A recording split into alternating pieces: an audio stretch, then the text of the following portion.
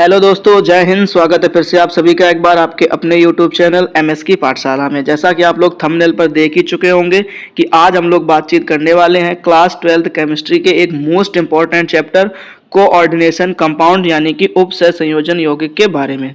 दोस्तों, ये चैप्टर आपके बोर्ड एग्जाम के लिए बहुत ही ज़्यादा इंपॉर्टेंट है, ठीक। और आज मैं आपको भरोसा दिलाता हूँ कि इस चैप्टर का जो भी डाउट है, आज के बाद आपको कोई डाउट नहीं बचने वाला है दोस्तों, ठीक है। हम अपने हैंड रिटन नोट्स के जरिए से आपको सारे के सारे डाउट्स जो हैं वो क्लियर करने वाले हैं दोस्तों, और अच्छी तरीके से हर चीज़ को सिखाने वाले हैं दोस्तों, ठीक है। इसलिए आपको वीडियो को एंड तक देखना है और एंड तक देखने के बाद में आपको समझ में आएगा कि आपके मन में कोई डाउट नहीं बचा हुआ है इस चैप्टर को लेकर के। हर एक डाउट को अच्छे से क्लियर करने वाला हूं दोस्तों, ठीक है। तो आप लोग वीडियो में एंड तक बने रहिएगा और आपको जो IUPAC बहुत टफ लगने वाले हैं दोस्तों, मैं आपको विश्वास दिलाता हूं कि आज के बाद आपको इस चैप्टर के जितने भी IUPAC नेम है, सारे के सारे IUPAC नेम इतने आसान तरीके से सॉल्व कर पाएंगे। बस आप भरोसा बनाए रखिए, ठीक। और वीडियो को एंड तक देखिए दोस्तों, ठीक है। चलिए हम लोग शुरू करते हैं बिना समय को बर्बाद करते हुए।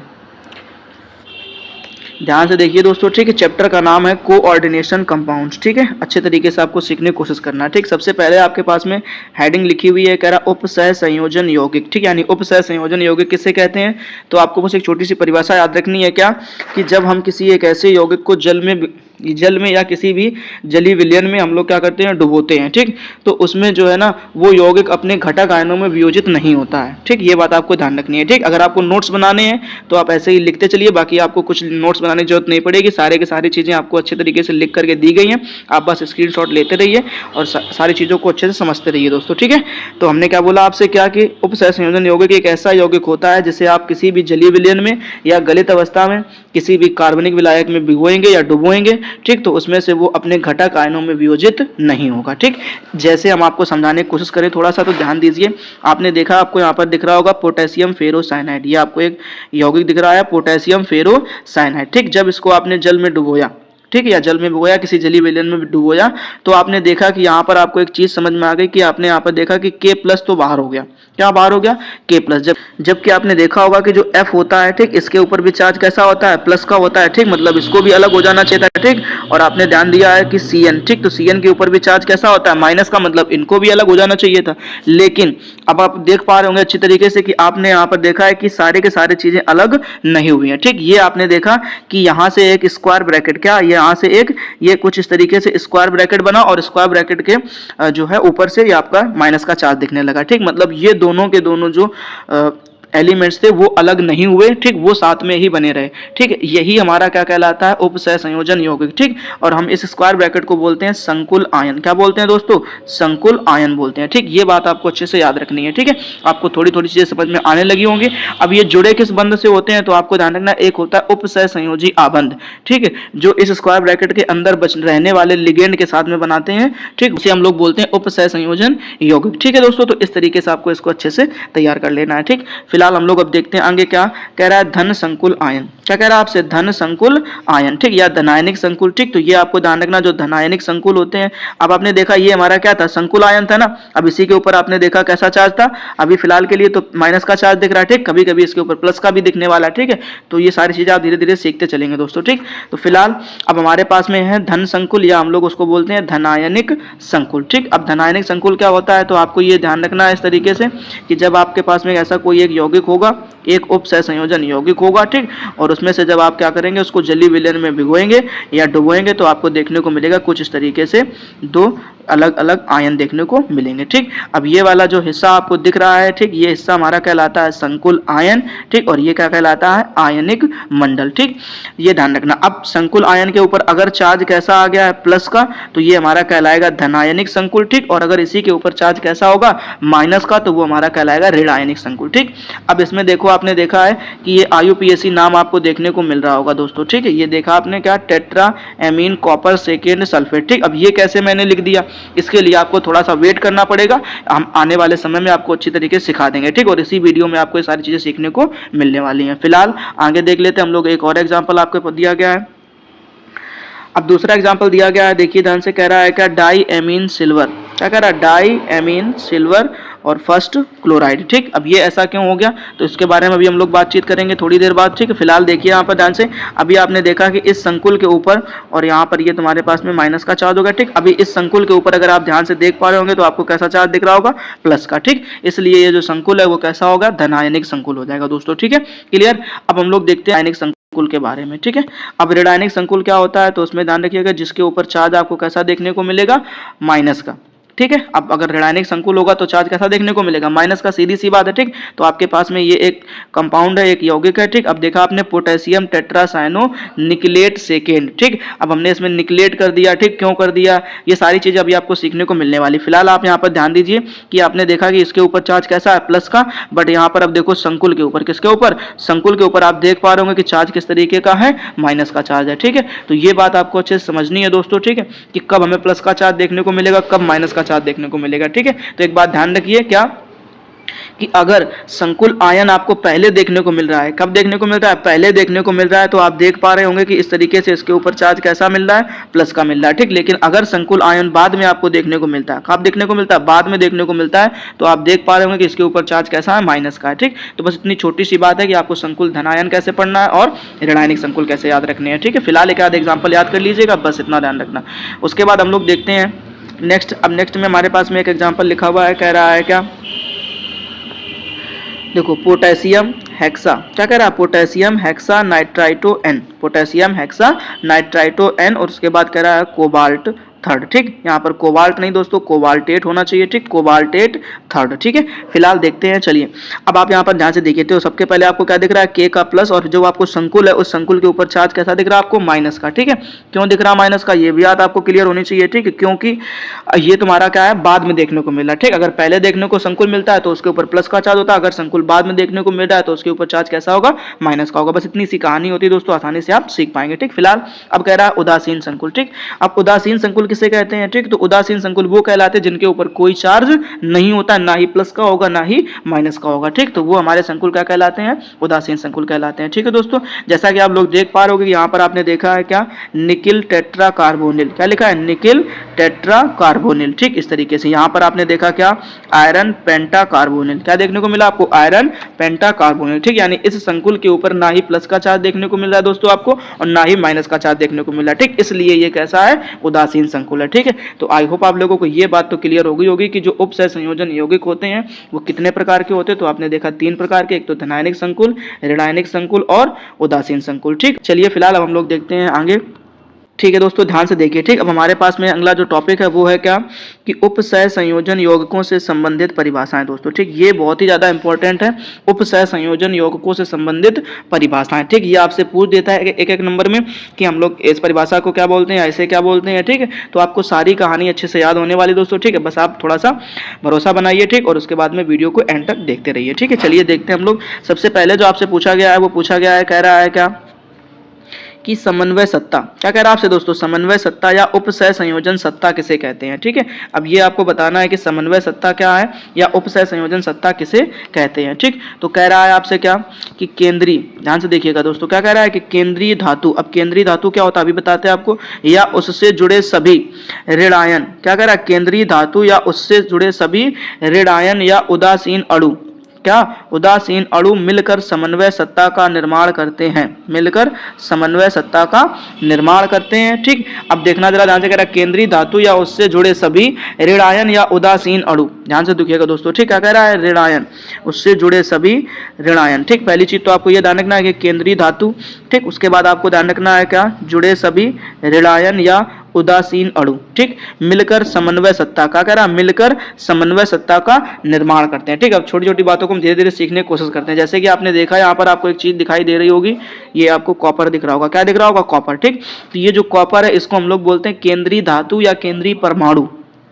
ठीक है, ये ध्यान रखना। ठीक, और उसके बाद आपने देखा कि आपको यहाँ पर एक चीज दिख रही होगी। ठीक, ये इसको हम लोग बोलते हैं लिगेंड, क्या बोलते हैं दोस्तों, लिगेंड बोलते हैं। ठीक, अब लिगेंड बोलते हैं तो इसके ऊपर देखो, अब ये जो लिगेंड है ना NH3 एमीन, ये उदासीन लिगेंड है, कैसा, उदासीन। ठीक, तो एक तो उदासीन है। ठीक, और दूसरा आपसे कह रहा है ऋणायन। ठीक, तो आप यहाँ पर ध्यान से देखिए कि यहाँ पर आपको एक संकुल लिगेंड देखने को मिल रहा है CN, क्या देखने को मिल रहा है, CN। ठीक, अब अगर मैं CN की बात करूँ तो CN कैसा होता है, ऋणायनिक होता है। ठीक है, तो यही तो है, आपको जो छोटी छोटी बातें आपको अच्छे से तैयार करके रखनी है दोस्तों। ठीक है, तो ये ध्यान रखना आप अच्छे तरीके से कि यहाँ पे जो आपको देखने को मिला कॉपर, क्या देखने को मिला? कॉपर। ये इसको हम लोग बोलते हैं केंद्रीय धातु। और जो आगे इस संकुल में और दूसरी चीज होती है वो होती है लिगेंड। ठीक, अब ये जो आपको NH3 लिगेंड दिख रहा है ये कैसा था? उदासीन लिगेंड था। ठीक, और आपको यहाँ पर CN दिख रहा है यानी साइनाइड दिख रहा है, ये आपका कैसा था? बस इतनी सी आपको याद रखना है। इसे हम लोग बोलते हैं समन्वय सत्ता। ठीक, यानी केंद्रीय धातु या उससे जुड़े सभी ऋणायन या उदासीन अणु मिलकर समन्वय सत्ता का निर्माण करते हैं। ठीक, ये आपको अच्छी तरीके से डेफिनेशन याद कर लेनी दोस्तों। ठीक, उसके बाद देखिए आपसे कह रहा है क्या, ध्यान से पढ़िएगा, कह रहा है समन्वय मंडल। ठीक, अब हमें समन्वय मंडल की डेफिनेशन याद रखनी है। किसकी याद रखनी है? समन्वय मंडल की। ठीक, अब ये समन्वय मंडल क्या है तो आप ध्यान से पढ़िएगा कि समन्वय मंडल हम लोग किसको कहते हैं। ठीक, चलिए देखिए ध्यान से, कह रहा है केंद्रीय परमाणु। ठीक, अब इसको भी समझ लीजिए ध्यान से, क्या कह रहा है? केंद्रीय परमाणु। ठीक, तो कह रहा केंद्रीय परमाणु या धातु आयन। ठीक, अब देखो इसके दो नाम हो गए, आपको बात रखना। ठीक है, केंद्रीय परमाणु या धातु आयन। ठीक, अभी आपने ऊपर देखा कि यहां पर आपको एक एलिमेंट देखने को मिला Fe। क्या देखने को मिला? Fe। ठीक, और यहाँ पर आपने देखा आपको क्या देखने को मिला? कॉपर। ठीक, तो यही तो है, इसी को तो हम लोग बोलते हैं केंद्रीय परमाणु या धातु आयन। ठीक, क्या बोलते हैं? केंद्रीय परमाणु या धातु आयन। ठीक, तो बस वही कहानी आपको याद रखनी है। अब कह रहा केंद्रीय परमाणु या धातु आयन से जुड़े लिगेंडों। ठीक, ये भी बात आपको याद रखनी। क्या कह रहा है? केंद्रीय परमाणु या धातु आयन से जुड़े लिगेंडों को। अब ये बड़ी इंपॉर्टेंट कहानी होगी दोस्तों, ये आपको अच्छे से तैयार करना है। क्या कह रहा है कि वर्गाकार कोष्टक। क्या कह रहा है? वर्गाकार कोष्टक। ठीक, अब ये वर्गाकार कोष्टक का मतलब क्या हो गया तो याद रखना दोस्तों, स्क्वायर ब्रैकेट। क्या याद रखना आपको? इस तरीके से स्क्वायर ब्रैकेट को हम लोग बोलते हैं वर्गाकार कोष्टक। ठीक, कह रहा वर्गाकार कोष्टक में लिखा जाता है। कहाँ लिखा जाता है? वर्गाकार कोष्टक में लिखा जाता है। ये सभी मिलकर समन्वय मंडल कहलाते हैं। ठीक, ये ध्यान रखना आपको कि जो वर्गाकार कोष्टक में आप लिखते हो तो वो सब के सब मिलकर क्या कहलाते हैं? समन्वय मंडल। ठीक, तो ये ध्यान रखना आपको क्या कहलाते हैं? समन्वय मंडल कहलाते हैं। ठीक है, आई होप दोस्तों आप लोगों को सारी की सारी चीजें अच्छी तरीके से समझ में आ गई होंगी कि समन्वय मंडल कहते किसको हैं। ठीक है, चलिए हम लोग देख लेते हैं थोड़ा सा और आगे। चलिए ध्यान से देखिए दोस्तों। ठीक, यहाँ पर आपको दो बातें और अच्छे तरीके से देखने को मिल रही होंगी। क्या? यहाँ पर आपने देखा कि आपके पास में एक फॉर्मूला है या एक यौगिक है। ठीक, आपको उस यौगिक में आपने देखा यहाँ पर आपको क्या देखने को मिला? K+। ठीक, यानी जो K+ है, ठीक, इस वाले हिस्से को हम लोग बोलते हैं आयनिक मंडल। ठीक, यानी जो संकुल के बाहर हिस्सा होता है उसको हम लोग बोलते हैं आयनिक मंडल। ठीक, और जो संकुल के अंदर है, ठीक, या जो संकुल होता है, ठीक, उसी संकुल को हम लोग कहते हैं समन्वय मंडल दोस्तों। ठीक है, इस तरीके से आपको ये बात अच्छे तरीके से ध्यान रखनी है। ठीक, तो परिभाषा याद रख लीजिए कि केंद्रीय परमाणु या धातु आयन से जुड़े लिगेंडों को एक वर्गाकार कोष्टक में लिखा जाता है। ठीक, अब आपको अगर मैं दिखाऊं थोड़ा सा तो यहाँ पर आपको एक नया सा कंपाउंड देखने को मिल रहा है, जैसे कि मैंने यहाँ पर देखा CN। ठीक, तो ये जो CN है यही तो क्या है? लिगेंड है। ठीक, इसी को बोलते हैं लिगेंड, और इसी को कहाँ लिखा गया? एक वर्गाकार कोष्टक के अंदर लिखा जाता है। ठीक, तो ये सभी मिलकर क्या कहलाते हैं? समन्वय मंडल कहलाते हैं। क्लियर? तो आई होप दोस्तों आप लोगों को सारी चीजें अच्छी तरीके से समझ में आ गई। फिलहाल अभी देखिए आपको एक एग्जाम्पल और दिया गया है। क्या?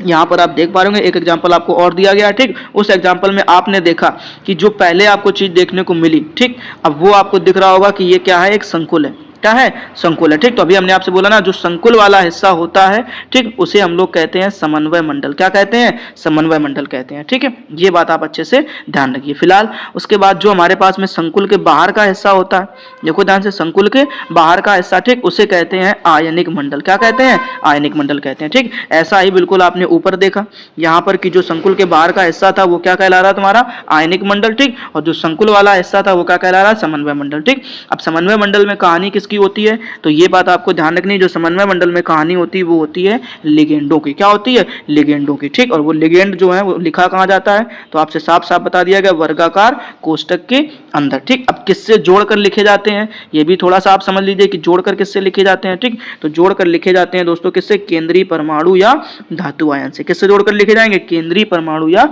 धातु आयन से जोड़कर लिखे जाते हैं। ठीक, ये बात आपको अच्छे से ध्यान रखनी है। ठीक, अब आपको मैं यहाँ पर दिखाऊं तो आपको यहाँ पर आपको एक चीज दिख रही होगी, वो क्या?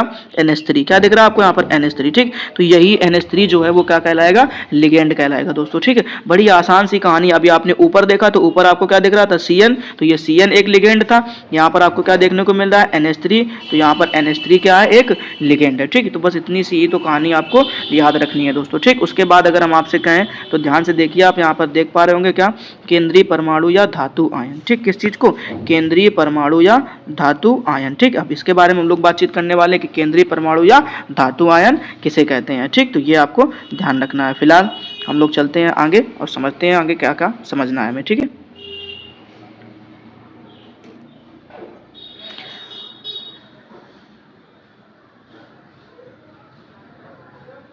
चलिए दोस्तों, ठीक है। अब ध्यान से देखिए दोस्तों, क्या कि केंद्रीय परमाणु किसे कहा जाता है या धातु आयन किसे कहते हैं। ठीक, अभी आपने पीछे सीखा तो क्या था क्या नहीं था। फिलहाल अभी देखते हैं कि केंद्रीय परमाणु या धातु आयन कहते किसको हैं। ठीक, अभी तो हमने आपको बता दिया कि केंद्रीय परमाणु किसे कहा जाता है या धातु आयन किसे कहा जाता है। फिलहाल अभी देख ले तो उसकी परिभाषा क्या है। ठीक, अब ध्यान से पढ़िएगा, रहेगा संकुल में, कहां पर कह रहा है संकुल में। ठीक, संकुल में वह केंद्रीय परमाणु, समझना दोस्तों ध्यान से। ठीक, कह रहा है संकुल में वह केंद्रीय परमाणु या धातु आयन। ठीक दोस्तों, ध्यान से समझिएगा, कह रहा है संकुल में वह केंद्रीय परमाणु या धातु आयन जिसके चारों ओर, समझना दोस्तों ध्यान से, क्या कह रहा है, जिसके चारों ओर। ठीक, तो ये ध्यान रखना, जिसके चारों ओर एक निश्चित संख्या में, कहां पर, एक निश्चित संख्या में आयन या उदासीन, ध्यान रखना, क्या कर आयन या उदासीन लिगेंड, क्या लिगेंड जुड़े होते हैं। ठीक, आयन या उदासीन लिगेंड जुड़े होते हैं केंद्रीय परमाणु या धातु आयन। क्या बोलोगे, केंद्रीय परमाणु या धातु आयन कहलाता है। ठीक, परिभाषा याद रखिए दोस्तों अच्छी तरीके से ध्यान से, क्या संकुल में वह केंद्रीय परमाणु, संकुल में वह केंद्रीय परमाणु या धातु आयन जिसके चारों ओर एक निश्चित संख्या में आयन या उदासीन लिगेंड जुड़े होते हैं केंद्रीय परमाणु या धातु आयन कहलाता है। ठीक, अब मैं आपको थोड़ी थोड़ी चीजें दिखाऊं तो आप ध्यान से देखिए। आपने कह रहा है संकुल के अंदर, ये ध्यान रखना, कहां पर, संकुल के अंदर। ठीक, अब अगर संकुल के अंदर आप देख पा रहे होंगे तो आपको स्क्वायर ब्रैकेट के जस्ट बगल में आपको एक चीज देखने को मिल रही, और वो देखने को मिल रहा होगा Fe। ठीक, यही आपका क्या है, केंद्रीय परमाणु या धातु आयन। ठीक, दूसरे एग्जाम्पल में आप देख पा रहे होंगे कि संकुल के अंदर आपको एक चीज देखने को मिल रही, कॉपर, तो यही कॉपर क्या है, आपका केंद्रीय परमाणु या धातु आयन। ठीक, लेकिन अगर उसके जस्ट बगल की हम बात करें संकुल में, ठीक, तो जो दूसरी कहानी होती है वो होती है लिगेंड की। जैसे आपने देखा यहाँ पर Cn, और आप इसमें देख पाएंगे क्या लिखा है, NH3। ठीक, तो यही तो आपका क्या है, लिगेंड है। ठीक, लेकिन अगर हम थोड़ी सी और बात करें उसके बाहर के हिस्से की, ठीक, तो इसको भी आपने थोड़ी देर ऊपर पहले पढ़ा, इसको बोलते हैं आयनिक मंडल। ठीक, यहाँ पे देखिए तो यहाँ पर आपको क्या मिल रहा है, K4, तो ये क्या है, आयनिक मंडल की कहानी है दोस्तों। ठीक है, फिलहाल हम लोग देखते हैं एक बार और फिर से। अब आपने देखा कि यहाँ पर आपको एक ये ऐसा चित्र देखने को मिल रहा है, क्या देखने को मिल रहा होगा दोस्तों, ये एक चित्र आपको यहाँ पर देखने को मिल रहा कुछ इस तरीके से। ठीक, अब इस चित्र में अगर मैं आपको थोड़ी सी बातें बताऊं ध्यान से, ठीक, तो आप देखिए ध्यान से, क्या कि यहाँ पे जो आपको सबसे अंदर चीज दिखाई दे रही है, ठीक, यानी ये जो आपको Fe दिख रहा होगा, ठीक, यही Fe जो है वो हमारा क्या कहलाता है, केंद्रीय परमाणु। क्या कहलाएगा दोस्तों, केंद्रीय परमाणु कहलाता है। ठीक, ये बात आपको अच्छे से ध्यान रखनी है। ठीक, और इसी केंद्रीय परमाणु को हम लोग बोलते हैं लुईस अम्ल। क्या बोलते हैं दोस्तों, लुईस अम्ल। ठीक, ये भी याद रखिए कि लुईस अम्ल किसे कहा जाता है, तो ध्यान रखना केंद्रीय परमाणु को ही क्या कहा जाता है, लुईस अम्ल कहा जाता है दोस्तों। ठीक, और उसके बाद आपने देखा होगा ये आपको क्या दिख रहा है, Cn। ठीक, यहाँ पर भी आप देखिए ध्यान से, तो क्या दिख रहा है, Cn। यहाँ पर भी आपको क्या देखने को मिल रहा है, Cn। ठीक, एक ये आपको देखने को मिल रहा है Cn। ठीक, एक यहाँ पर आपको देखने को मिला, ठीक, एक ये चीज आपको देखने को मिली। ठीक, तो ये जो आपको देखने को मिल रहा है ना, Cn वाली कहानी, ठीक, इसी Cn वाली कहानी को ही तो हम लोग कहते हैं लिगेंड। क्या कहते हैं, लिगेंड कहते हैं। ठीक, ये बात आपको अच्छे से ध्यान रखनी है। ठीक, और जो ये लिगेंड की कहानी है तो लिगेंड को हम लोग कहते हैं लुईस क्षार। ठीक, अब बताओ आपको कि ये चीज़ आपको समझ में नहीं आई दोस्तों। ठीक है, सब कुछ आसान है, कुछ भी कठिन नहीं है दोस्तों, आप आसानी से सीख पाएंगे कि क्या करना है क्या नहीं करना, बहुत आसान चीज़ है। ठीक, तो केंद्रीय परमाणु और लिगेंड और आयनिक मंडल, संकुल परिसर, ठीक है, ये सारी बातें आपको अच्छी तरीके से समझ में आ गई होंगी दोस्तों। ठीक है, तो बस मैं आपसे यही उम्मीद करता हूँ कि आप लोग जल्दी से इसको अच्छे से तैयार कर लेंगे, नोट्स बना लेंगे। ठीक, नोट्स नहीं बनाना कोई दिक्कत नहीं, आप स्क्रीनशॉट ले लीजिए, सब कुछ काम आसानी से आपका होता जाएगा, समय बचता जाएगा। ठीक, और आप अच्छे सारी चीज़ों को सीख भी पाएंगे दोस्तों। ठीक है, चलिए जल्दी से स्क्रीनशॉट ले लीजिए। अब देखिए दोस्तों, आगे की कहानी है किसके बारे में, लिगेंड के बारे में। ठीक है, अब आपसे पूछा गया लिगेंड किसे कहते हैं। ठीक, अभी आपको हमने बता तो दिया कि लिगेंड कहाँ कहाँ दिखते हैं, आपने समझ लिया कहाँ पर। ठीक है, लेकिन कहते किसको, अगर आपसे डेफिनेशन पूछ देता है कि लिगेंड किसे कहते हैं तो फिर आप क्या करोगे। ठीक, तो लिगेंड को समझने के लिए कुछ इस तरीके से आपको चीजें याद रखनी पड़ेंगी दोस्तों। ठीक है, ध्यान से पढ़िएगा कि लिगेंड किसे कहते हैं। ठीक, चलिए देखते, कह रहा उपसय संयोजन सत्ता। दोस्तों ध्यान रखना, क्या कह रहा, उपसय संयोजन सत्ता। ठीक, तो कह रहा उपसय संयोजन सत्ता में केंद्रीय परमाणु, किससे, केंद्रीय परमाणु से। ठीक, अब उपसय संयोजन सत्ता क्या है, पीछे पढ़ चुके हो, बार बार बताने की जरूरत आपको नहीं पड़नी चाहिए। ठीक, क्योंकि आप इतने समझदार हैं तो आप अच्छी तरीके की चीजों को याद रख पाएंगे। ठीक, फिलहाल कह रहा उपसय संयोजन सत्ता में केंद्रीय परमाणु को जिस आयन या उदासीन अणुओं द्वारा, ये समझ लो ध्यान से, साफ बात लिख करके दे दी है। ठीक, अच्छे से तैयार करना, कह रहा है जिस आयन या उदासीन अणुओं द्वारा क्या करा, जिस आयन या उदासीन अणुओं द्वारा इलेक्ट्रॉन युग्म, ये बड़ी अच्छी बात लिख दी दोस्तों, क्या, इलेक्ट्रॉन युग्म, ठीक, इसको आपको तैयार करना है, ये याद रखना, ठीक, क्या करा, इलेक्ट्रॉन युग्म दान किया जाता है, क्या किया जाता है, दान किया जाता है, इलेक्ट्रॉन युग्म दान किया जाता है, उसे लिगेंड कहते हैं, ठीक। फिर से सुन लो ध्यान से, परिभाषा बड़ी इंपॉर्टेंट है, बहुत बार पूछा जा चुका पेपर में, लिगेंड किसे कहते हैं, इसका वर्गीकरण करके दिखाइए दोस्तों, बहुत आसान चीज है, पढ़िए 2 बार 3 बार ऑटोमेटिक याद हो जाएगी चीजें, ठीक। देखिए क्या कह रहा है कि उपसह संयोजन सत्ता में, अब उपसह संयोजन सत्ता क्या थी, तो अगर आपको एग्जांपल में समझाएं थोड़ा सा, देखिए ध्यान से, एक एग्जांपल लिखा हुआ है ये, ठीक, ये है उपसह संयोजन सत्ता, ठीक, ये ध्यान रखना, इसको बोलते हैं उपसह संयोजन सत्ता, ठीक। और उसके पड़ोसी को क्या बोलते हैं, ध्यान रखना है, ये आयनिक मंडल, ठीक। तो इसके बारे में तो बातचीत करनी नहीं, फिलहाल हमें इसके बारे में ध्यान रखना, ठीक। तो उपसह संयोजन सत्ता में कह रहा है केंद्रीय परमाणु को, किसको, केंद्रीय परमाणु को, ठीक। अब उपसह संयोजन सत्ता में केंद्रीय परमाणु कहां पर है, तो देखिए ध्यान से, ये दिख रहा होगा आपको केंद्रीय परमाणु, ठीक। कह रहा केंद्रीय परमाणु को जिस उदासीन अणु द्वारा, ठीक। अब यहां पर तो देखो सिर्फ और सिर्फ एक कहानी दिख रही है, और वो कहानी अगर आपको समझ में आ रही है तो ध्यान से देखो, सिर्फ और सिर्फ क्या लिखा है, NH3 लिखा हुआ है, इसके अलावा तो कुछ और नहीं दिख रहा आपको, ठीक। तो ये तो हो गया कैसा आपका उदासीन अणु, क्या हो गया, उदासीन अणु हो गया, ठीक। अभी आपको यहाँ पर आयन भी देखने को मिलेगा, अभी दिखाएंगे थोड़ी देर बाद, जब एग्जाम्पल करोगे तो आपको आयन भी देखने को मिलने वाला है दोस्तों, ठीक है। तो टेंशन लेने की कोई जरूरत नहीं है फिलहाल। इतनी चीज अगर आपको समझ में आ गई ना, तो कह रहा उपसहसंयोजकता में केंद्रीय परमाणु को जिस आयन या उदासीन अणुओं द्वारा इलेक्ट्रॉन युग्म, अब ध्यान से देखो यहाँ पर आपको एक चीज दिख रही ना, ये है केंद्रीय परमाणु, ठीक। अब इस केंद्रीय परमाणु से ये लिगेंड आपस में क्या है, जुड़े हुए हैं, ठीक। ये देखो यहाँ से ये NH3 जुड़ा हुआ है, एक ये जुड़ा हुआ है, ठीक, एक ये जुड़ा हुआ है और एक ये जुड़ा हुआ है, ठीक। ऐसे ये जो NH3 इससे जुड़े हुए हैं ना, इन्हीं को तो लिगेंड कहते हैं, ठीक। अब इन्होंने ये जुड़े कैसे हैं, तो आपको पता है जब आपस में बॉन्ड बनता है तभी तो जुड़ते हैं चीजें, ठीक है। बिना बॉन्ड के तो कोई चीज जीवन में जुड़ ही नहीं सकती, चाहे आप अपने खुद की लाइफ को ले लीजिए, ठीक। जब आपके किसी से बॉन्ड बनते हैं ना, तभी आप उसके साथ में बॉन्ड बना करके उसके साथ में रह पाते हो, ठीक। अगर बॉन्डिंग अच्छी नहीं है तो जल्दी से लड़ाई हो जाती है, आप दूर हो जाते हैं, ठीक। तो फिलहाल वही कहानी इसमें भी है। तो अब इन्होंने कैसे, अब बॉन्ड बनते कैसे हैं, तो इलेक्ट्रॉन के आदान प्रदान से, या तो इलेक्ट्रॉन दान करो या ग्रहण करो या साझेदारी करो, ठीक। ऐसे ही तो बॉन्ड बनते हैं, ठीक। तो बस इतना ध्यान रखना, इन्होंने क्या किया है, इलेक्ट्रॉन की साझेदारी करके एक बॉन्ड बनाया, जिस बॉन्ड को हम लोग कहते हैं उपसह संयोजी बंध, ठीक। तो बस इतना ध्यान रखना। अब उसी बंध से ये लोग आपस में क्या हुए हैं, जुड़े हुए हैं, ठीक। तो कह रहा इलेक्ट्रॉन युग्म दान किया जाता है ना, तो जिसे दान करके देते हैं, देते किसको दान करके, तो केंद्रीय परमाणु को, ठीक। तो बस उसे ध्यान रखना है, जो दान करने वाला होता है उसे कहते हैं लिगेंड दोस्तों, ठीक है। तो आई होप दोस्तों आप लोगों को अच्छी तरीके से क्लियर हो गया होगा। फिलहाल चलिए देखते हैं हम लोग क्या कह रहा, लिगेंडों का वर्गीकरण। अब आपको क्या पढ़ना है, यहाँ पर लिगेंडों का वर्गीकरण पढ़ना, ठीक है दोस्तों। तो इस तरीके से आपको ध्यान रखना। अब लिगेंडों का वर्गीकरण पढ़ना कैसे है, तो आपसे कह रहा 2 तरीके से आपको सीखना। एक तो कह रहा आवेश के आधार पर, आवेश का मतलब कैसा प्लस का चार्ज, कैसा माइनस का चार्ज, ठीक है, या उदासीन है, ठीक। तो उस तरीके से, और दूसरा कह रहा आपसे संयोजकता के आधार पर, ठीक। तो आपको 2 तरीके से लिगेंडों का वर्गीकरण पढ़ना है दोस्तों, ठीक है।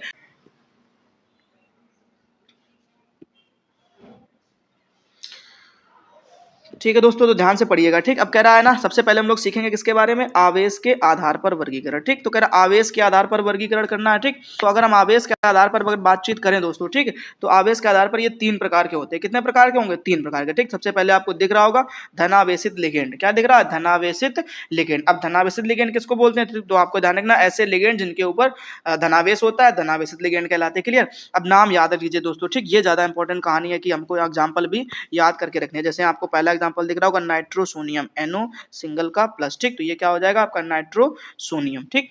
उसके बाद आपने देखा दूसरा आपको क्या दिख रहा है, NO2, ठीक। NO2 को क्या बोलते हैं, तो नाइट्रोनियम, क्या बोलते हैं, नाइट्रोनियम, ठीक। और उसके बाद आपको दिख रहा होगा क्या, NH4, क्या दिख रहा है, NH4, इसको बोलते हैं अमोनियम, क्या बोलते हैं, अमोनियम, ठीक। तो ये ध्यान रखना। उसके बाद अगर हम आपसे बात करें लास्ट में, तो लास्ट में आपको दिख रहा होगा हाइड्राजीनियम, ठीक। तो ये आपको जो 4 लिगेंड के नाम हमने बताए हैं, ठीक, ये सब धनावेशित लिगेंड कहलाते हैं, ठीक। उसके बाद हम लोग देखते हैं दोस्तों क्या, ऋणावेशित लिगेंड, किसके बारे में, ऋणावेशित लिगेंड के बारे में, ठीक। अब देखिए ध्यान से, जो दूसरा प्रकार है वो क्या है, ऋणावेशित लिगेंड का है, ठीक। अब ऋणावेशित लिगेंड किसको बोलते हैं, तो जिसके ऊपर चार्ज कैसा होगा, ऋणावेश होगा या माइनस का चार्ज होगा, वो सब क्या कहलाते हैं, ऋणावेशित लिगेंड कहलाते हैं दोस्तों, ठीक है। चलिए देखते हैं। सबसे पहले आपको दिख रहा होगा यहाँ पर क्लोरो, क्या दिख रहा है दोस्तों, क्लोरो, ठीक। उसके बाद आपने देखा यहाँ पर क्या, फ्लोरो, ठीक है। और उसके बाद आपने देखा यहाँ पर क्या दिख रहा होगा आपको, ब्रोमो, ठीक। और उसके बाद आपने देखा यहाँ पर क्या दिख रहा होगा आपको, आयोडो, ठीक। और उसके बाद आपने देखा हाइड्रोक्सो, और उसके बाद आपने देखा यहाँ पर साइनो, ठीक। तो ये जो सारे के सारे लिगेंड है, ठीक, ये सब कैसे हैं,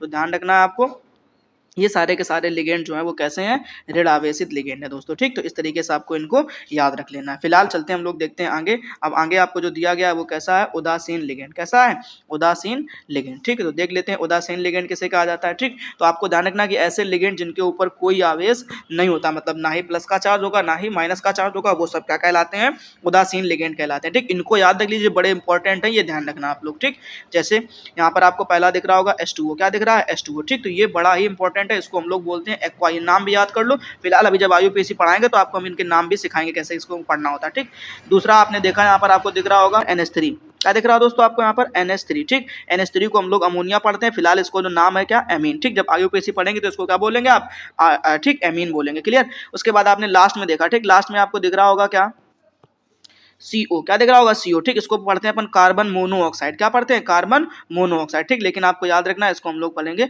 कार्बोनिल। जब IUPAC सीखेंगे तो क्या पढ़ेंगे, कार्बोनिल पढ़ेंगे। ठीक है, आई होप दोस्तों आप लोगों को आवेश के आधार पर वर्गीकरण जो है लिगेंड का वो अच्छी तरीके से समझ में आ गया होगा। ठीक है, चलिए अब हम लोग देखते हैं संयोजकता के आधार पर वर्गीकरण। ठीक है, चलिए दोस्तों तो ध्यान से पढ़िए। अब हम लोग देखने वाले हैं संयोजकता के आधार पर वर्गीकरण। ठीक, कि संयोजकता के आधार पर किस प्रकार से इसका वर्गीकरण किया जा सकता है। ठीक, उसको समझने की कोशिश करना दोस्तों। ठीक, ये मोस्ट इंपॉर्टेंट है, ये समझो ध्यान से। ठीक है, इसको आप जितनी बार पढ़ोगे उतना कम है समझना। ठीक, और आपको अच्छे से तैयार कर लेना। आपने हर एक आप अनसॉल्व पेपर उठा करके देखिए, आपको देखने को मिलेगा कि लिगेंड किसे कहते हैं, इसके आधार पर वर्गीकरण कीजिए। ठीक, और संयोजकता के आधार पर पूछा जाता है, ये आपको अच्छे से ध्यान रखना। ठीक, अब संयोजकता के आधार पर क्या हो सकता है तो वो समझने की कोशिश करिएगा। ध्यान से देखिए, सबसे पहले आपसे पूछा गया एक दंतुर लिगेंड। क्या पूछा गया, एक दंतुर लिगेंड। ठीक, अब एक दंतुर लिगेंड की कहानी क्या है, तो कह रहा है जिनमें केवल एक दाता परमाणु, समझना दोस्तों ध्यान दें, क्या कह रहा है, जिनमें केवल एक दाता परमाणु होता है वो क्या कहलाते हैं, एक दंतुर लिगेंड कहलाते हैं। क्या कहलाते हैं, एक दंतुर लिगेंड कहलाते हैं। ये बात आपको अच्छे से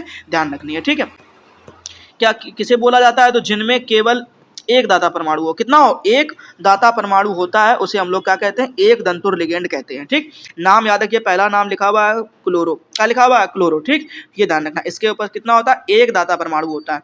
दूसरा आपको देखने को मिल रहा है यहाँ पर फ्लोरो, क्या मिल रहा है, फ्लोरो। ठीक, तो ये ध्यान रखना, इसके पास भी कितना है, एक दाता परमाणु। ठीक, उसके बाद आपने तीसरा देखा नाइट्रो, क्या देखने को मिल रहा है आपको, नाइट्रो देखने को मिल रहा है। ठीक है, तो यहाँ पर आप देखिए ध्यान से, नाइट्रो, इसके ऊपर पास भी कितना, एक दाता परमाणु है। ठीक, उसके बाद आपने देखा क्या, H2O, H2O भी क्या है, एक दाता परमाणु वाला है। ठीक, आपने देखा यहाँ पर एमीन, एक दाता परमाणु वाला। ठीक, आपने देखा कार्बोनिल, एक दाता परमाणु वाला। ठीक, ये जितने भी लिगेंड आपको देखने को मिले सब कैसे हैं, एक दंतुर लिगेंड हैं। ठीक, ये बात आपको अच्छे से ध्यान रखनी दोस्तों। ठीक है, चलिए फिलहाल अब हम देखते हैं दूसरा आपसे पूछा गया द्विदंतुर लिगेंड। क्या कह रहा है, द्विदंतुर लिगेंड। अब द्विदंतुर लिगेंड का मतलब क्या होता है, तो ध्यान रखना है, कह रहा है जिनमें दो दाता परमाणु होते हैं। क्या होते हैं, जिनमें दो दाता परमाणु होते हैं। ठीक, जहां पे देखो ध्यान से क्या लिखा हुआ है, दो दाता परमाणु, ये ध्यान रखना दोस्तों। तो कह रहा है जिनमें दो दाता परमाणु होते हैं उन्हें हम लोग कहते हैं द्विदंतुर लिगेंड। क्या बोलते हैं, द्विदंतुर लिगेंड कहते हैं। ठीक, एग्जाम्पल बेहतरीन सा दिया गया है, इसको याद रख लीजिए, मोस्ट इंपॉर्टेंट एग्जाम्पल है आपके IUPAC के लिए। ठीक, क्योंकि IUPAC में ये बार बार आपको देखने को मिलेगा और तकलीफ भी देगा। ठीक,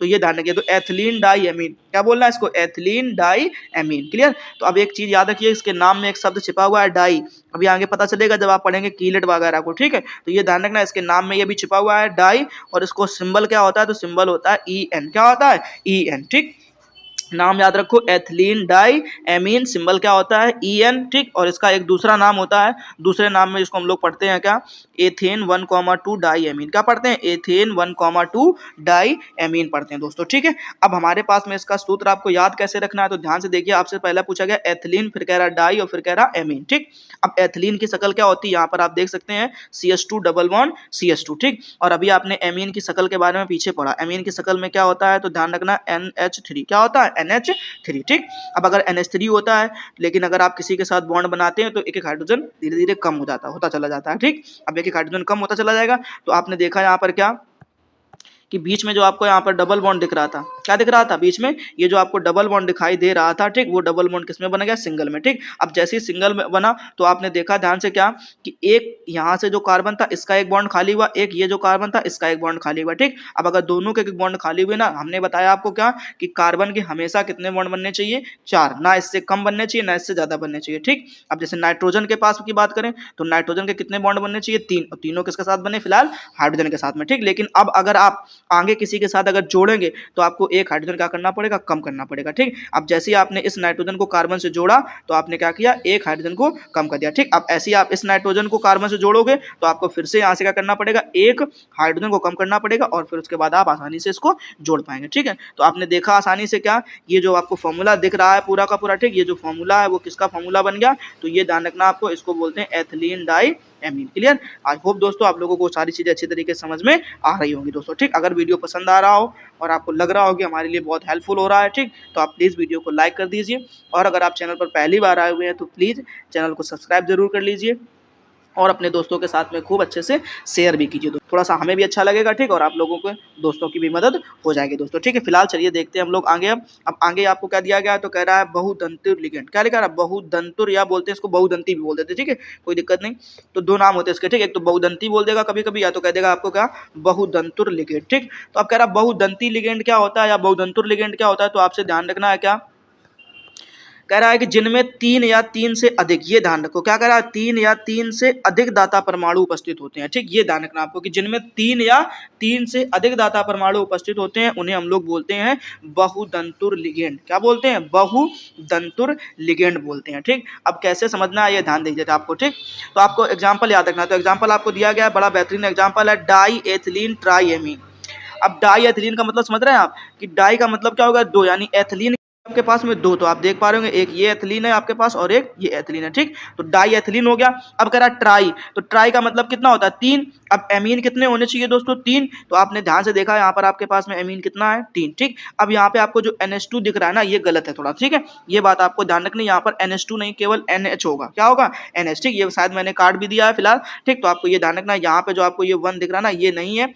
ठीक, यहाँ पे जो 2 दिख रहा था वो 2 नहीं है। ठीक, केवल NH लिखा, क्यों लिखा, क्योंकि आपने देख पा रहे होंगे कि आपको यहाँ पर अमोनिया के कितने बॉन्ड, नाइट्रोजन के कितने बॉन्ड चाहिए होते हैं हमें, केवल 3। तो एक तो ये हाइड्रोजन के साथ बन गया और आपने देखा कि एक ये बॉन्ड बना हुआ, ठीक, और एक ये बना हुआ। ठीक, तो तीनों बॉन्ड तुम्हें यहाँ पर आसानी से देखने को मिल पा रहे होंगे। फिलहाल चलिए ये बात आपको समझ में, तो यहाँ पर केवल क्या लिखा है, NH लिखा। ठीक, अब आप यहाँ पर देखिए ध्यान से, क्या एक आपको यहाँ पर एमीन दिख रहा है। ठीक, हमें टोटल कितने चाहिए, 3 चाहिए, तो एक ये दिख रहा है आपको। ठीक, तो तीनों एमीन हो गए। अब इनमें देखो क्या लिखा है, NH2, इसमें भी क्या लिखा है, NH2। क्यों, क्योंकि इसका बॉन्ड केवल एक ही तो बना हुआ, इसका कितना, केवल एक बॉन्ड बना हुआ है। ध्यान से देखो, ठीक, एक इसके साथ बना हुआ है। ठीक, तो ये एक ही एक तो बॉन्ड बनाया, अगर एक एक बॉन्ड बनाया हुआ है, ठीक, तो यहाँ पर क्या लिखेंगे आप, NH2 लिखेंगे। ठीक है, तो फॉर्मूला आपको याद हो गया नहीं हो गया, डाई एथिलीन ट्राई एमीन। ठीक, तो आपने देखा आपको यहाँ पर क्या, डाई यहाँ पर देखने को मिला। ठीक, एक ये एथिलीन हो गया और उसके बाद एक ये एथिलीन हो गया। ठीक, तो डाई एथिलीन हो गया। ठीक, और उसके बाद आपने देखा यहाँ पर क्या, कि 3 आपको यहाँ पर NH3 के मॉलिक्यूल मिले। ठीक, एक ये मिला, एक ये मिला और एक ये मिला। ठीक, तो इस तरीके से आपको ध्यान रखना, ये फॉर्मूला किसका हो गया, डाई एथिलीन ट्राई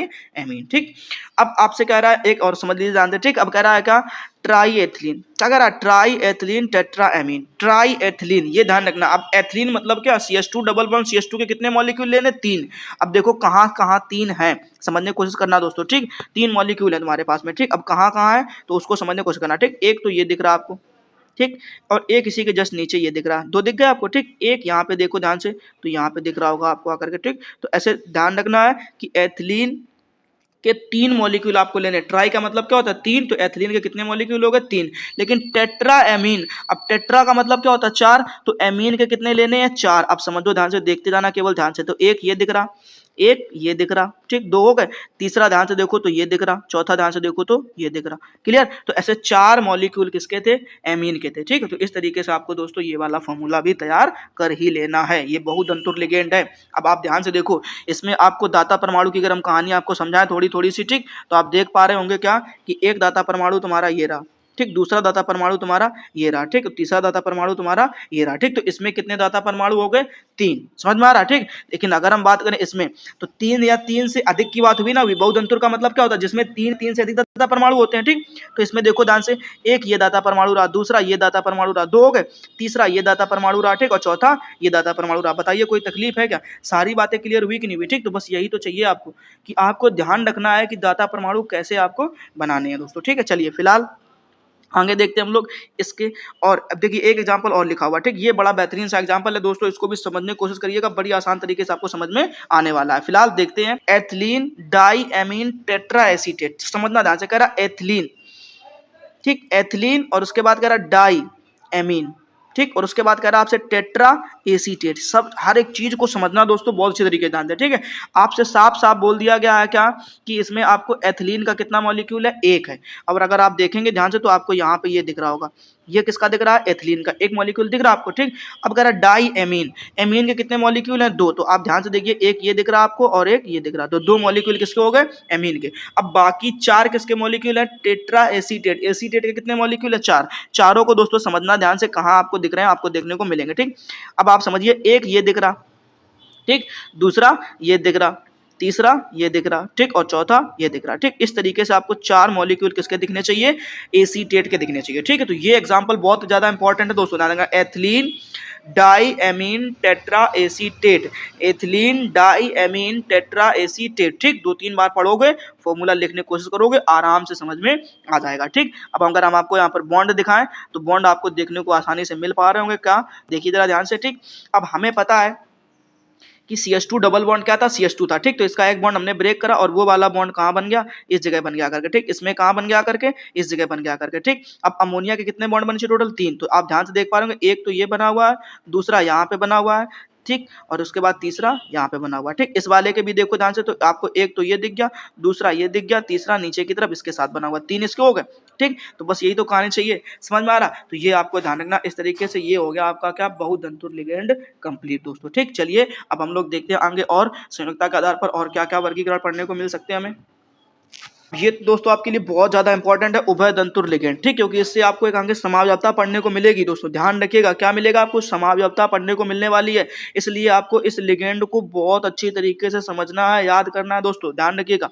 चलिए शुरू करते हैं, देखिए ध्यान से, क्या कह रहा है आपसे, उभय दंतुर लिगेंड, क्या कह रहा है, उभय दंतुर लिगेंड। वो क्या था, बहुदंतुर लिगेंड, देखो आपने पढ़ा एक दंतुर, द्विदंतुर, बहुदंतुर और ये उभय दंतुर, ठीक, ऐसे। चलिए ध्यान से पढ़ते हैं, क्या कह रहा है कि दो या दो से अधिक दाता परमाणु होते, मतलब समझिए, कह रहा जिनमें दो या दो से अधिक दाता परमाणु होते, कहानी अलग है। पीछे द्विदंतुर में क्या पढ़ा, जिनमें केवल दो दाता परमाणु होते हैं, ठीक, इनकी कहानी अलग है, ध्यान रखिए। कह रहा जिनमें दो या दो से अधिक दाता परमाणु होते हैं, परंतु, ये समझना ध्यान से, क्वेश्चन लिख दिया परंतु, ये ध्यान रखना, किंतु परंतु ये सब बहुत तकलीफ देते हैं। तो अगर परंतु संकुल बनाते समय, क्या बनाते समय, संकुल बनाते समय, ये ध्यान रखना, क्या कह रहा है, संकुल बनाते समय, ठीक। तो ये ध्यान रखना, परंतु संकुल बनाते समय केंद्रीय परमाणु से केवल, अब किससे, केंद्रीय परमाणु से, ध्यान रखना है, केंद्रीय परमाणु से, संकुल बनाते समय केंद्रीय परमाणु से, ध्यान रखना दोस्तों, किससे, केंद्रीय परमाणु से केवल एक दाता परमाणु, ये बड़ा इंपॉर्टेंट कहानी है, ध्यान रखना दोस्तों, इसको बना लो जल्दी से अच्छी तरीके से। एक दाता परमाणु, कितना, एक दाता परमाणु उपसह संयोजन आबंध द्वारा जुड़ा होता है, ठीक। हमने बोला क्या, जो केंद्रीय परमाणु होते हैं उससे जितने भी लिगेंड जुड़े होते हैं वो सब उपसह संयोजन आबंध के द्वारा ही जुड़े होते हैं, ठीक। अब आपसे कह रहा उभयतंतुर लिगेंड की कहानी, तो ये एक ऐसा लिगेंड होता है जिनके पास दो दाता परमाणु होते हैं या दो से ज्यादा भी होते हैं, ठीक, लेकिन जब वो केंद्रीय परमाणु से जुड़ेगा तो सिर्फ और सिर्फ एक दाता परमाणु जुड़ेगा, ये बात आपको अच्छे से ध्यान करके रखनी दोस्तों, ठीक है। क्लियर, समझ में आ गया होगा आपको यहाँ पर, ठीक। चलिए एग्जांपल समझ लेते हैं ध्यान से, कह रहा है क्या, सीएन, ये बहुत ही बेहतरीन एग्जांपल है दोस्तों आपके पास में, सीएन, इसको हम लोग पढ़ते हैं साइनो, क्या पढ़ते हैं, साइनो पढ़ते हैं, ठीक। अब अगर आप यहाँ पर देख पा रहे होंगे, आपको यहाँ पर क्या दिख रहा है, यहाँ पर सी दिख रहा है और क्या दिख रहा है, एन दिख रहा है, ठीक। तो जब आपने सीएन लिखा, अब अगर आपने सीएन लिखा है तो यहाँ पर आपको जो दाता परमाणु देखने को मिल रहा है वो क्या है, तो कह रहा है सी दाता परमाणु, क्या कह रहा है, सी दाता परमाणु, ठीक। अब यहाँ पर आपको क्या देखने को मिल रहा है, सी दाता परमाणु, ठीक। लेकिन अगर हम इसकी कहानी बताएं तो इसको देखो ध्यान से, क्या लिखा, आइसोसाइनो, हमने पहले क्या लिख दिया, एन, ठीक। अब अगर पहले आपको एन देखने को मिलता है तो आपको ये ध्यान रखना है कि यहाँ पर जो दाता परमाणु है वो क्या हो जाएगा, एन हो जाएगा। बताइए कोई दिक्कत किसी को, समझ में आया कि ना, ठीक। अगर सीएन को सीएन लिखा आपने तो साइनो पढ़ते हैं और उसमें दाता परमाणु क्या होता है, सी होता है, और अगर आपने ठीक है सीएन को एनसी लिखा, मतलब उल्टा करके लिखा, ठीक, तो आपको ध्यान रखना उसको आइसोसाइनो पढ़ते हैं और उसमें दाता परमाणु एन होता है दोस्तों, ठीक, ये ध्यान रखना। एक और बेहतरीन एग्जांपल है, उसको समझिए, कौन सा एग्जांपल, तो ये समझो ध्यान से, यहाँ पर लिखा हुआ है नाइट्राइटो, क्या लिखा हुआ है, नाइट्राइटो, ठीक, NO2, ये समझो ध्यान से, क्या लिखा है, NO2, नाइट्राइटो पढ़ते, क्या पढ़ते हैं, नाइट्राइटो। इसकी भी दो शक्लें होती हैं, ठीक, एक शक्ल को जिस तरीके से बनी है आपने देखी है, ठीक। तो ध्यान रखना, यहाँ पर अगर दाता परमाणु कहानी में समझाऊं तो यहाँ पर दाता परमाणु कौन है, N है, ठीक, ये ध्यान रखना। और उसके बाद अगर दूसरी कहानी को समझो ध्यान से तो एक ऐसे लिखा होता है, ठीक। तो यहाँ पर दाता परमाणु क्या है आपके पास में, O है। बताइए कोई दिक्कत है क्या, तो ये ध्यान रखना, इनको सबको हम लोग बोलते हैं उभयदंतुर। अगर ध्यान रखना कि कम से कम 2 या 2 से अधिक दाता परमाणु हैं और अगर वो लिगेंड जो लिगेंड है ना वो केंद्रीय परमाणु से अगर एक बॉन्ड से जुड़ा हुआ है तो हमेशा याद रखना वो क्या कहलाएगा, उभय तंतु लिगेंड कहलाएगा। दोनों नाम याद कर लो अच्छी तरीके से, CN को NO2 को, ठीक, ये ध्यान रखना। अभी हम आप लोगों को इसके नाम आगे चल करके भी फिर दोबारा पढ़ाने वाले, फिलहाल देखते हैं। चलिए अब हमसे कह रहा उपसह संयोजन संख्या क्या होती है, ठीक है, और कई सारे इसके पास एग्जांपल भी हैं दोस्तों, ये सारे एग्जांपल आप पढ़ लेंगे तो आपको कोई तकलीफ नहीं होने वाली। फिलहाल देखते हैं जल्दी से उपसह संयोजन संख्या। देखिए ध्यान से क्या कह रहा, उपसह संयोजन संख्या दोस्तों, ठीक है। कह रहा धातु आयन से जुड़े, अब धातु आयन क्या कहलाता है, केंद्रीय परमाणु, जैसा कि आपको मैं एग्जांपल में दिखाऊं तो यहाँ पर आपको दिख रहा होगा ये धातु, ठीक, कह रहा केंद्रीय परमाणु या धातु आयन, तो कह रहा धातु आयन से जुड़े लिगेंडों के दाता परमाणुओं की संख्या धातु की उपसह संयोजन संख्या कहलाती है। समझना ध्यान से, क्या कहलाती है, धातुओं की उपसह संयोजन संख्या कहलाती है। मतलब समझना दोस्तों ध्यान से, कह रहा है जुड़े लिगेंडों की संख्या, क्या कह रहा है, जुड़े लिगेंडों की संख्या के दाता परमाणुओं की संख्या, ठीक है, यानी लिगेंडों से जुड़े दाता परमाणुओं की संख्या, मतलब कितने लोग दान कर रहे हैं, ये ध्यान रखना, ठीक। दाता परमाणुओं की जो संख्या है वो क्या कहलाती है, उपसह संयोजन संख्या कहलाती है, ये ध्यान रखना, क्या कहलाती है, उपसह संयोजन संख्या कहलाती है। जैसे समझना, अब अगर आप ध्यान से देख पा रहे होंगे, आपको यहाँ पर ये जो पहला एग्जांपल आपको देखने को मिला, आपने देखा यहाँ पर ये क्या लिखा, पहला एग्जांपल लिखा आपको, ठीक। अब अगर इस एग्जांपल की मैं कहानी आपसे बताऊं तो आपको देखना है कि केंद्रीय परमाणु से कितने लिगेंड जुड़े हुए हैं, टोटल 6।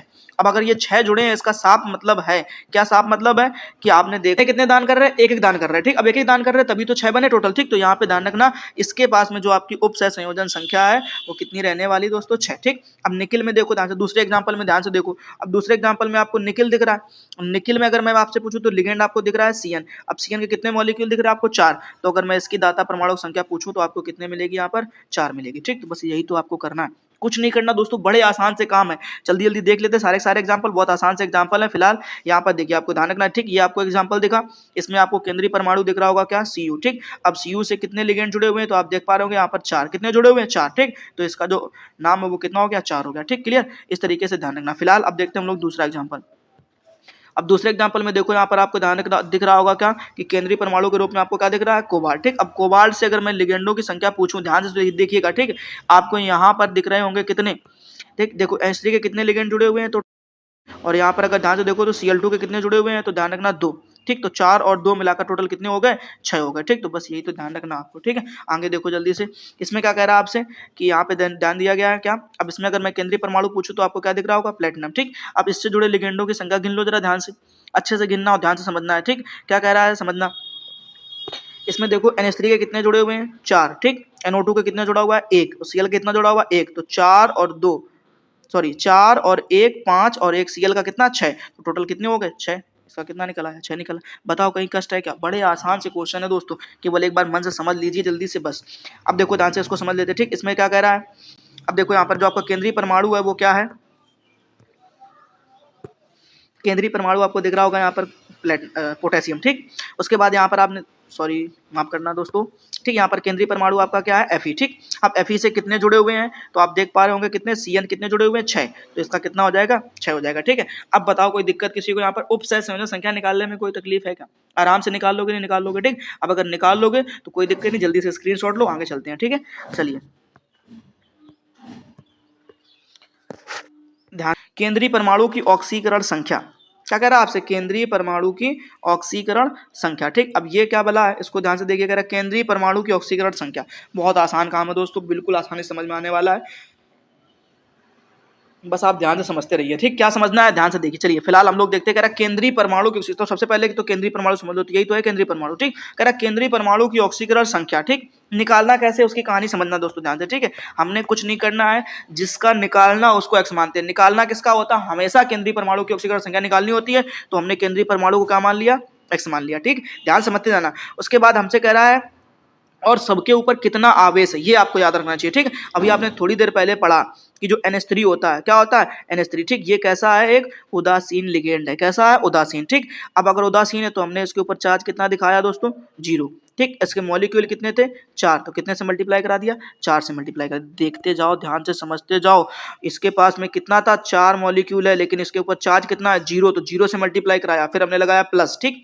अब हम लोग चले किसके पास में, SO4 सल्फेट के पास में, ठीक। अब अगर मैं तुमको ध्यान दिलाऊं तो सल्फेट के ऊपर कितना चार्ज होता है, -2, बस यही तो कहानी है केवल, 1 x प्लस 4 इंटू 0 प्लस -2। ठीक, अब ये ध्यान रखना, जब इसको आप कैलकुलेट करोगे तो आपको देखने को मिलेगा यहाँ पर x बराबर प्लस का 2, यही इसकी क्या हो गई, केंद्रीय परमाणु की ऑक्सीकरण संख्या होगी। बताओ कोई कष्ट है क्या? सारे क्वेश्चन आसानी से समझ में आने वाले दोस्तों, बस एक बार मन से समझते चलना ध्यान से। ठीक, चलो दूसरा एग्जाम्पल देखो फटाफट, क्या कह रहा है, FeCO का होल 5। ठीक, और अभी आपको किसकी निकालनी पड़ेगी, Fe की। ठीक, क्यों निकालनी पड़ेगी, क्योंकि Fe ही आपका क्या है, केंद्रीय परमाणु है। अगर केंद्रीय परमाणु के लिए निकालना है तो कैसे निकालेंगे, समझ लो। हमने क्या बोला, जिसका निकालना उसको क्या मान लो, x मान लो। ठीक, इसके कितने मॉलिक्यूल दिए हैं, 5 5 लिख दिया। ठीक, मल्टीप्लाई करा दो जितना उसके ऊपर चार्ज हो। अभी आपने देखा कार्बन मोनोऑक्साइड यानी कार्बोनिल कौन सा लिगेंड है, उदासीन लिगेंड है। अगर उदासीन लिगेंड है तो चार्ज कितना होगा, 0। अगर 0 कर दिया तो पूरे के ऊपर चार्ज कितना आ जाएगा, 0 हो जाएगा। बताइए कहीं कोई तकलीफ है क्या?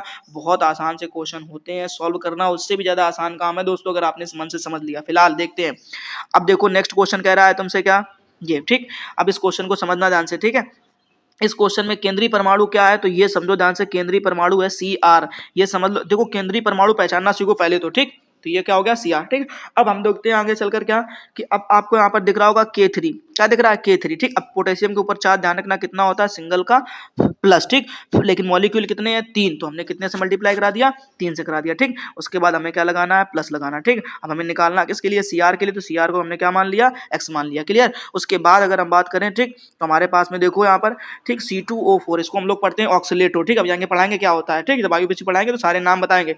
ऑक्सीलेटो, ठीक, इसके कितने मॉलिक्यूल लिखे हुए हैं, 3, तो हमने कितने लिख दिए, 3 मॉलिक्यूल लिख दिए। ठीक, अब इसके ऊपर चार्ज की कहानी बताएं तो चार्ज कितना होता है, तो ध्यान रखना -2। ठीक, तो क्या मिला, तो आपको 3, और उसके बाद में क्या मिला आपको, +x, और उसके बाद आपने देखा 3 दूनी 6, तो -6। ठीक, अब जब आप इसको आपस में सॉल्व करेंगे तो आपको यहाँ पर देखने को मिलेगा क्या, x बराबर +3। ठीक, बताइए कहीं कोई दिक्कत है क्वेश्चन सॉल्व करने में? बहुत आसान से क्वेश्चन होते हैं, आराम से सॉल्व कर पाएंगे, बशर्ते आप थोड़ा थोड़ा सीखने की कोशिश करिए ध्यान से केवल। ठीक, चलो इसको जल्दी सॉल्व कर लो। अब यहाँ पर आपको दिखा क्या आएगा, ठीक है, आप स्क्रीनशॉट लो। ठीक, बाकी आप अच्छे सॉल्व कर लेना, ज्यादा टाइम बर्बाद करने की जरूरत हमें नहीं है। ठीक, ध्यान से देखिएगा। ठीक, आप यहाँ से क्वेश्चन का क्या ले लीजिए, स्क्रीनशॉट ले लीजिए। ठीक, और आप अपनी कॉपी में सॉल्व कर लेना। ठीक, एक ये क्वेश्चन दिया गया है और आपको 3 क्वेश्चन ये दिए गए। ठीक, तो सारे क्वेश्चन अच्छे से आप सॉल्व कर पाएंगे। ठीक है, फिलहाल आप जल्दी से स्क्रीनशॉट ले लो। उसके बाद हम लोग देखते हैं, चलिए ध्यान से। ठीक है, क्या है, प्रभावी परमाणु क्रमांक। ठीक, इस चैप्टर का सबसे ज्यादा इंपॉर्टेंट हिस्सा प्रभावी परमाणु क्रमांक। ठीक, बहुविकल्पी क्वेश्चन बनता है या आपसे 2 नंबर क्वेश्चन में पूछता है कि फलाने का हमें प्रभावी परमाणु क्रमांक बता दीजिए। ठीक है, तो प्रभावी परमाणु क्रमांक ज्ञात करने से पहले दोस्तों आपको क्या करना पड़ेगा, ठीक है, आपको ध्यान रखना इफेक्टिव एटॉमिक नंबर। ठीक, अब आपको करना क्या पड़ता है, तो ये फॉर्मूला याद रखना, EAN, यानी EN का मतलब होता है इफेक्टिव एटॉमिक नंबर। क्लियर। अब इफेक्टिव एटॉमिक नंबर का फॉर्मूला याद रखना है आपको, क्या, सबसे पहले तो आपको ध्यान रखना है परमाणु क्रमांक।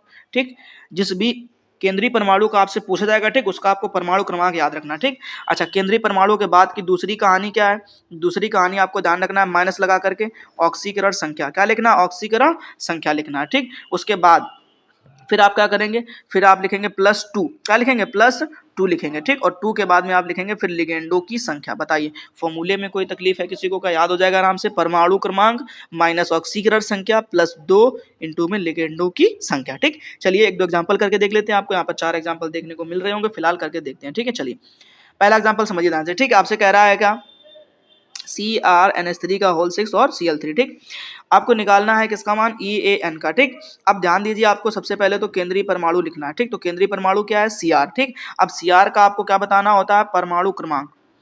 समझ में आ रहा है ना। ठीक, यानी क्रोमियम का आपको क्या बताना, परमाणु क्रमांक। ठीक, और जो क्रोमियम का परमाणु क्रमांक है वो कितना होता है, 24। देखो ये छोटी छोटी चीजें हैं दोस्तों, आपको याद करनी ही करनी पड़ेंगी। ठीक, फिर आपसे कह रहा है माइनस लगाइए, माइनस लगाने के बाद कह रहा है ऑक्सीकरण संख्या निकालिए। ठीक, जब आप इसके ऊपर ऑक्सीकरण संख्या निकालेंगे, अभी आपने पीछे निकालना सीखा है तो आप वहां से निकाल करके समझ सकते हैं दोस्तों।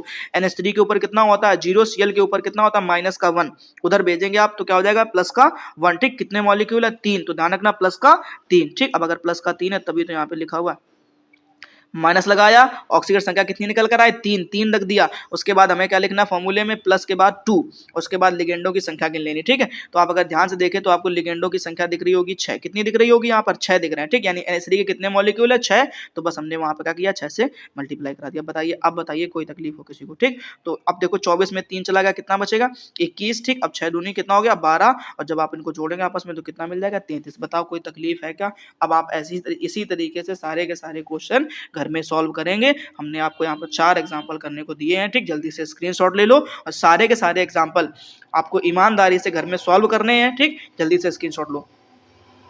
ले लिया? चलिए आगे देखते हैं अब हम लोग, ठीक है। आपने बहुत कुछ सीख लिया है, ठीक है, लेकिन हम लोग IUPAC जो है नेक्स्ट वीडियो में सीखेंगे दोस्तों, ठीक है, क्योंकि वीडियो बहुत लंबा हो जाएगा। फिलहाल जितना पढ़ा दिया उतना पढ़िए दोस्तों ध्यान से, ठीक है। और इसके जो IUPAC है ना, हम लोग इसके नेक्स्ट वीडियो में देखने वाले हैं दोस्तों, ठीक है।